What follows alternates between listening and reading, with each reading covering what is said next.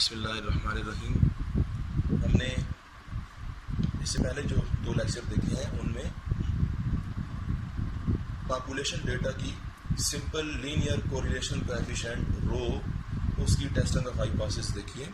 अब हम population data के अंदर जो पार्शियल कोरिलेशन कोएफिशिएंट है उसके बारे में टेस्टिंग ऑफ हाइपोथेसिस देखेंगे। पेज नंबर 377, टॉपिक का नाम है testing of hypothesis that a partial correlation coefficient of order k in the population is 0।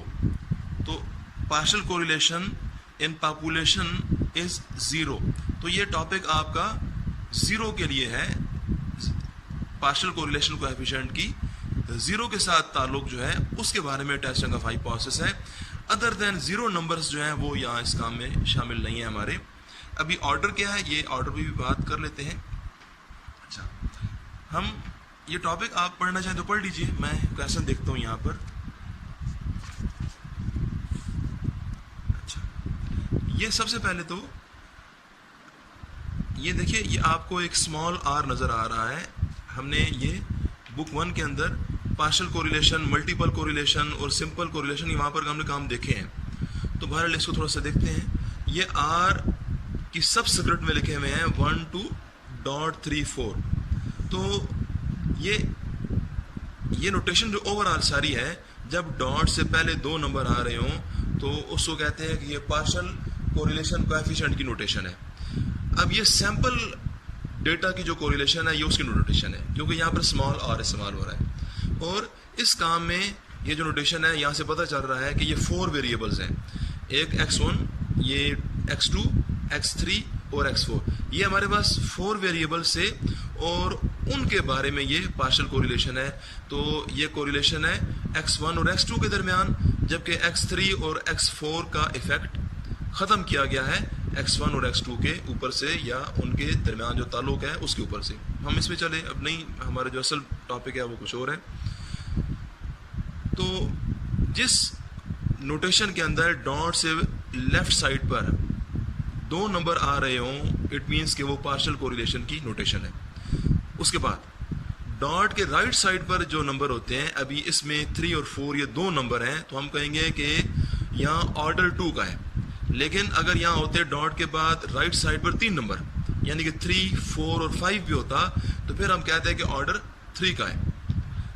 यानी ऑर्डर लाजमी नहीं कि ऑर्डर ये 2 का ही हो, ऑर्डर 3 का भी हो सकता है, 4 का भी, ऑर्डर 1 भी हो सकता है। डॉट के बाद अगर 1 नंबर है राइट साइड पे तो ऑर्डर 1 हो जाएगा। अब हम ये प्रोसीजर देखते हैं अपने काम के ऊपर। मैं क्वेश्चन ये ऊपर वाला जरा पढ़ूंगा, स्टेटमेंट वाला, जरा ये बेहतर रहेगा। From a random sample of 25 sets of values from a normal population, the calculated value of partial correlation of order 2 is 0.48। कह रहे हैं कि सैंपल लिया गया 25 का और सैंपल की पार्शियल कोरिलेशन 0.42 आई है, जबकि ऑर्डर 2 का है।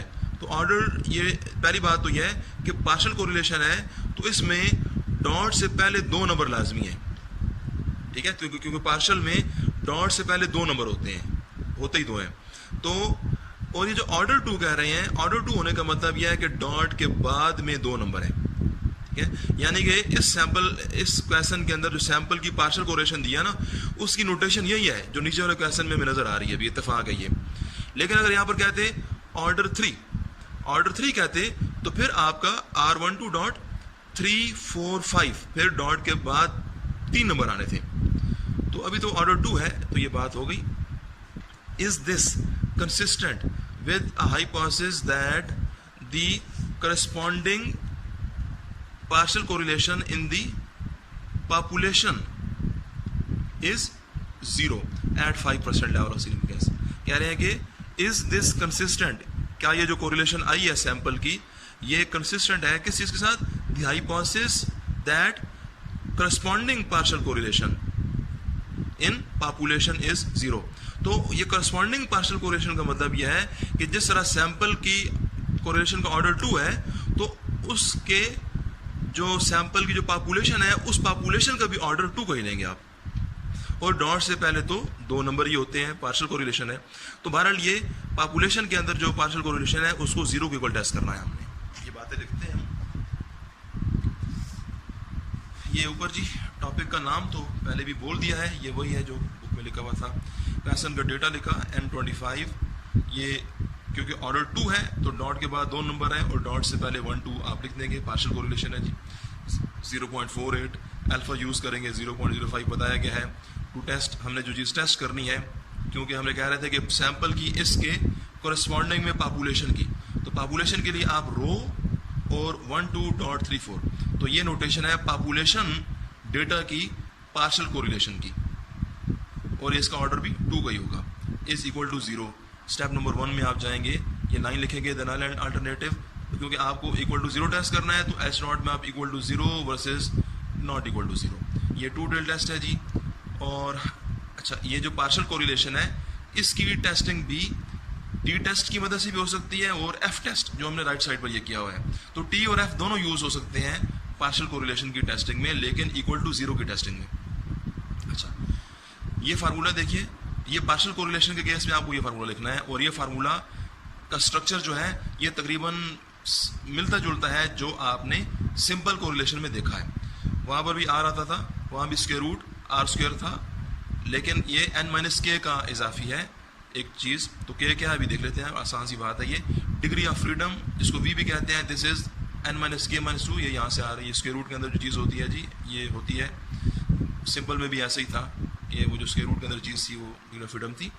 कंप्यूटेशन में आप जाएंगे, यहाँ वैल्यूज पुट करनी है। आर की वैल्यू आपको दी हुई है ऊपर, वो पुट कर दीजिए, एन दिया हुआ पुट कर दीजिए, के कहते हैं ऑर्डर, यानी डॉट के राइट साइड पर 2 नंबर हैं, ये 1 और ये 2, तो के आपका यहाँ पर 2 होगा, ठीक है। तो जितना ऑर्डर कहा गया था, ऑर्डर भी 2 ही कहा गया था, लेकिन पेपर में अगर यूँ नोटेशन लिख दें, नोटेशन यूँ लिख दें, और तो इसमें भी आपने डॉट के राइट साइड पर 2 नंबर हैं, तो ये के होता है जी।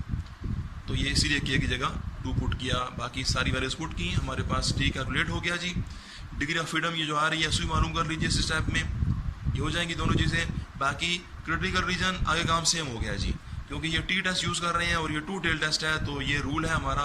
बाकी आप फिगर बनाइए, दोनों टेल्स यूज़ कीजिए, और ये फिर आप ये टी अल्फा हाफ वी की वैल्यू टेबल से देखिए। वी आपका ये है ये 21। आगे काम आप इसका खुद करेंगे, आगे बस कोई मुश्किल बात नहीं है, क्योंकि ये इससे पहले लेक्चर में हम देख चुके हैं ये काम। यहाँ से आगे फिर हम देखते हैं, यही काम हम करेंगे अब एफ टेस्ट की मदद से। एफ में यूँ होगा जी कि स्टेप नंबर 1 सेम होगा, क्योंकि वही आपको लिखना पड़ेगा। यहाँ पर मैंने पहले भी बताया था कि आपको इक्वल पर लाइन है, लेकिन एफ के केस में आप 2 टेल टेस्ट यहाँ ना लिखें, ठीक है, उसको छोड़ दीजिए। लेवल ऑफ सिग्निफिकेंस चलाइए। Number 3 test statistic.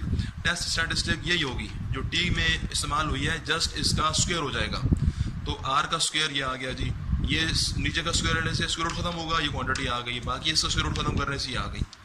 एफ में 2 डिग्री फ्रीडम है, V1 1 होती है, V2 ये ओवरऑल क्वांटिटी आ गई। कंप्यूटेशन में जाएंगे, यहाँ वैल्यूज पुट करनी है बस, आर और ये सारी वैल्यूज दी हुई हैं। के का मतलब वही है जो बता चुका हूँ मैं आपको, सारी वैल्यूज यहाँ पुट कीजिए, एफ का आंसर आ जाएगा।